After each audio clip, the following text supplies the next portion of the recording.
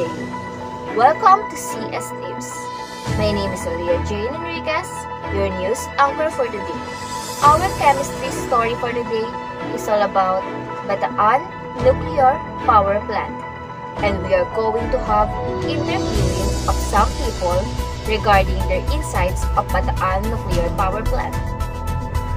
But before we proceed on it, what is a nuclear power plant? These nuclear power plants are a type of power plant that use the process of nuclear fission in order to generate electricity. They do this by using nuclear reactors in combination with the Rankine cycle, where the heat generated by the reactor converts water into steam which spins a turbine and a generator. And now let's talk about the Philippines Bataan Nuclear Power Plant. A response to the 1973 oil crisis, Ferdinand Marcos administration decided to build a nuclear power plant comprising two 600 MWE units. By the time the contract was signed in February 1976, it was for a single 621 MWE Westinghouse unit at Napot Point in Bataan. Construction work began in July 1976 and was completed in 1984 at a cost of 1.9 billion. However, due to financial issues and safety concerns related to earthquakes, the plant was never loaded with fuel or operated. Following the April 1986 Charbonneil accident, recently elected President Corazon Aquino that time decided to mothball the plant. That's why we're going to tackle about this matter. Are you guys ready? Let's start it with our first interview. The question will be, what are pros and cons of nuclear power plants? What do you think of it, Ms. Uson? One of the advantages of nuclear power plant is that it is a low-cost energy. Although the initial cost of building nuclear power plant is considerable or a bit pricey, the cost of producing energy from them is relatively low, and they have a low operational expenses. Also, it is reliable. One of the main advantages of nuclear energy is that it is a dependable source of energy. Nuclear energy may be produced at any time of a day, unlike solar and wind energy, which requires the sun to be out or the wind to be blowing. This implies that there won't be any pauses in the generation of energy at a nuclear power plant because it can produce energy continuously. One of the disadvantages of nuclear power plant is its radioactive waste. Radiation waste produced by nuclear energy has an influence on the environment. The generation of radioactive waste such as spent or used reactor fuel, uranium melt tailings, and other radioactive waste is a significant environmental hazard associated with nuclear power. For millions of years, these substances may continue to be radioactive and hazardous to human health. Also, it has limited fuel supply. Nuclear power is not a renewable energy source, hence there is a limited supply of fuel. Although it is now abundant, uranium has a finite supply. The possibility that uranium will ultimately run out exists even though it is not a fossil fuel. Uranium must be mined, synthesized, and then activated in order to provide energy. And it's very expensive to go through this process. Thank you for that answer.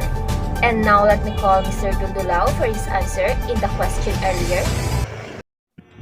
Hello. For me naman, the pros and cons of a nuclear plant or nuclear power plant. First, a nuclear power plant typically used more often kasi they require less maintenance and they are designed to, for longer stretches before fueling. So meaning, hindi daw sila ganun or hindi sila ganun ka-high maintenance compared to other power plants. Although, hindi sila ganun ka-high maintenance, it requires or it needs a lot of course, funds, the effort, and then yung process, it's very different and not similar to other power plants kasi dito gumagamit ng nuclear energy. Ano? Kasi ang nuclear power plants are technically mas complex than other power plants. Also, it is more expensive to build than an equivalent coal-fueled power plant like Meralco, di ba? Another one is yung malfunctions, no? Napaka-delikado if ever man na wag sana, no? Kung sakasakali man na may power plant or nuclear power plant dito sa bansa and nagkaroon nga ng hindi magandang pangyayari, yung casualties, napakalaki talaga. Like sa bansang, yun nangyari sa bansang Ukraine, yung the Chernobyl disaster, no? Napakalala ng naging casualties na yun, which is something na ayaw natin mangyari sa ating bansa. But, of course, maiwasan naman natin lahat if mas mapaghahandahan, if ma-handle natin properly ang mga bagay-bagay. Yun lang. Thank you for that input, Mr. Dudulao. Now, for the next interview, Ms. Castillo, what are pros and cons of nuclear power plants? Sa tingin ko, ang mga pros and cons ng nuclear power plant is, una, dun sa pros is may bago tayong pagkukuhanan ng electricity. At also sabi nila na ito daw ay isang makakapag-produce daw to ng electricity na carbon-free, which is good for the environment. Lalo na ngayon na puro na global warming. Yan, dahil climate change. So, it's good for the environment. And also, yun nga lang is yung cons. Sa cons kasi, pag nuclear power plant, aasahan mo na merong nuclear waste. Ito yung mga radioactive materials na nagmula dun sa nuclear power. So, ayun, paano nila i-store yung nuclear waste galing dun sa nuclear power plant? It is very dangerous and very risky. Kasi, ang mga radioactive materials is hindi naman kaagad-agad nagde-decay over time. So, kailangan ng matinding pag-secure dun sa pagkukontain ng mga radioactive materials. And also, napakalaki ng gastos kapag gugustuhin mo pa lang na mag-build ng nuclear power plant. So, kailangan talaga ng malaking budget ng isang country na gustong magpatayo ng nuclear power plant. Great! Now, for our last interviewee, Ms. Garamay. Please tell us the pros and cons of nuclear power plants. The advantages of using nuclear power plants are that they have low harmful emissions. Nuclear energy generation does not lead to releases of methane and carbon dioxide, which are greenhouse gases responsible for global warming. Taking this into account, the environmental damage caused by nuclear energy sources is considered minimal. It is also reliable. Nuclear power units can produce power continuously for several months without any interruption. In addition, with uranium reserves expected to last for more than 70 years from now, nuclear energy offers higher reliability compared to other energy sources. Lastly, it produces high energy that requires a small amount of fuel.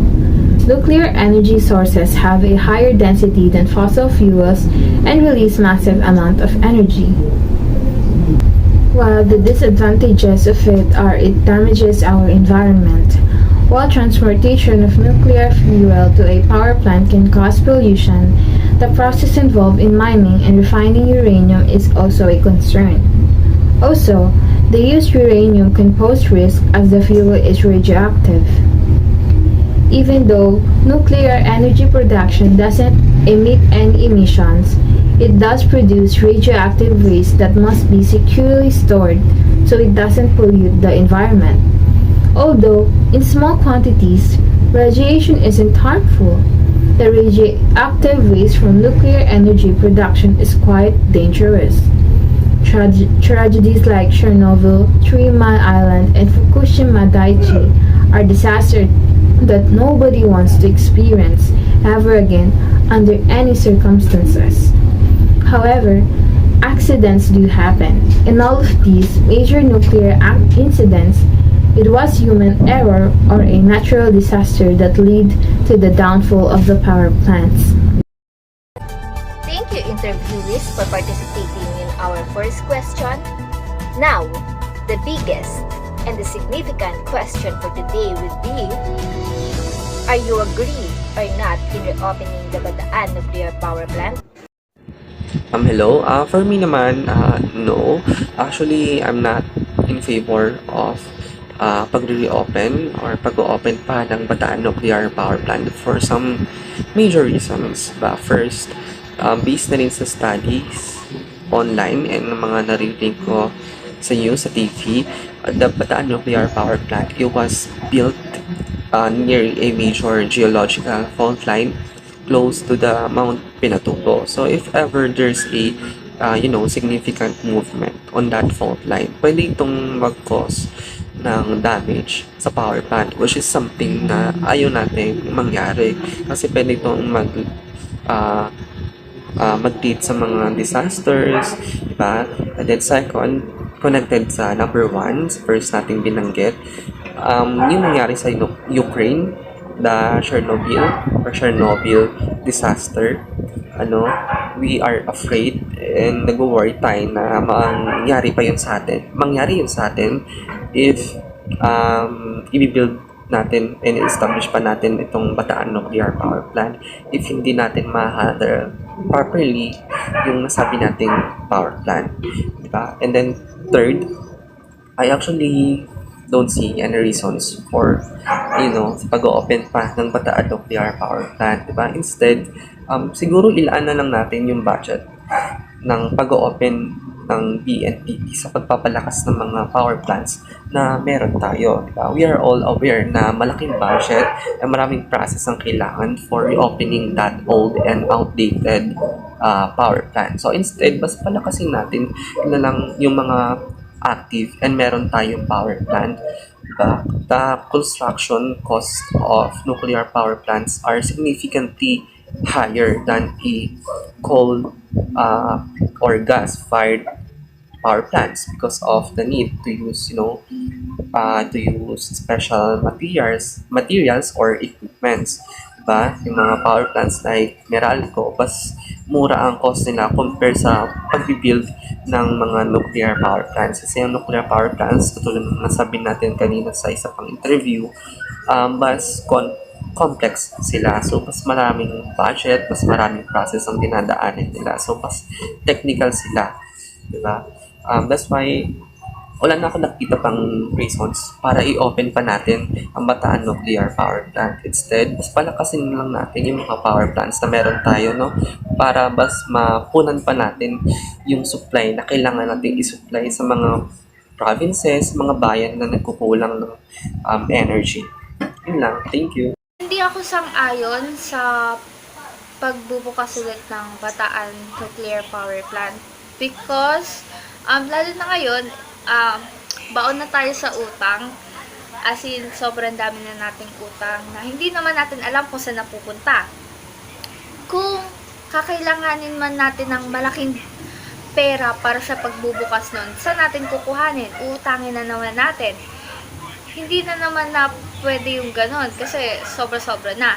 Which is, dapat may alternative ways tayo kung paano tayo makakapag-generate ng sarili nating electricity. Napakarami. Doon pa lang sa mga renewable energy like solar and wind. And also yung sa hydro. Sa tubig. Madami. So, ayun. Yun din ang inaalala ko sa pagbubukas ng Bataan Nuclear Power Plant is papaano kung may mga mangyayaring aksidente. Alam mo na kasi kapag nag-i-store ka ng radioactive materials, malay mo biglang sumabog yun or paano pag nag-escape yung vapor nun, syempre mananatili yun sa environment hanggang ma-decay siya. At ang pagdedecay ng radioactive materials na yun ay napakatagal. So, yun, hindi ako sang-ayon sa pagbubukas ng Bataan Nuclear Power Plant. Well, I disagree with the idea of reopening the Batian nuclear power plant, as it is a horrible concept because it will be incredibly expensive, risky, and pollute a lot of the environment. Well, the country's backup power source should not be only the Batian nuclear power plant. The government will have to invest millions of pesos just to build it, or even billion. It will be exceedingly expensive since it includes numerous moving parts including turbines and generators. Maintenance and repairs must be done constantly. It is also risky because nuclear power facilities have the potential to detonate in the event of an accident or sabotage. Thousands or possibly millions of people who live nearby could perish if this occurs. Furthermore, even when it is decommissioned, its radioactive waste will continue to pose a threat for a very long time. And also, it will become a source of corruption in the government if the agenda of reopening the Bataan nuclear power plant is not for the solution of the energy gap in the Philippines, but rather than to corrupt and use the money in reopening the Bataan nuclear power plant in their own self-interest. I oppose the opening of Bataan nuclear power plant as it has many disadvantages that is a threat to human health and lives of people. Anti-nuclear demonstrations concentrated on the Bataan nuclear power plant in the late 1970s and early 1980s. The proposal was rejected due to concerns that it might endanger public health because the facility was built in an earthquake zone that was linked to Mount Natib, a caldera volcano similar to Mount Pinatubo. The Geological Society of London conducted a research in 2012 that determined the likelihood of a volcanic eruption on Mount Natib, the location of the Bataan nuclear power plant, and concluded that Natib's active volcano hydrothermal system suggests that Natib has credible potential for the future eruption. Planning nuclear power plant facilities during the construction of the Bataan nuclear power plant did not take into account generally accepted standards for volcanic hazards, and permits were issued based on studies that were guided by local practices based on science that does not take into account recent advancement in nuclear power and volcanology. Living within a 10-mile radius of a nuclear power station will make the air unhealthy to breathe in the event of any nuclear activities. Food and water sources within a 50-mile radius might be dangerous as well. Also, since the Philippines is located onto the Ring of Fire, a region of the world that is prone to earthquakes, nuclear power facilities are extremely risky there. In addition to the threat posed by destructive earthquakes, typhoons, and volcanic eruptions, there is also the possibility of human error. Also, the biggest challenge is safely disposing of the dangerously contaminated, long-lasting radioactive waste from nuclear facilities. A consultant for the Department of Energy suggests burying the garbage on a distant island, but without a doubt, the contamination will seep into the ocean and contaminate fish eaters and marine life. Hence, opening Bataan nuclear power plant would not be only costly or pricey, but it also became threat to its surroundings, dangerous, and unsafe to both the environment and to people. Thank you for all that answer, Mr. Dulgulao, Miss Castillo, Miss Garamay, and Miss Uso. It's really great to hear your insights in reopening Bataan nuclear power plant. And if you, yes, one who watching, do you think that we should reopen the Bataan nuclear power plant or not?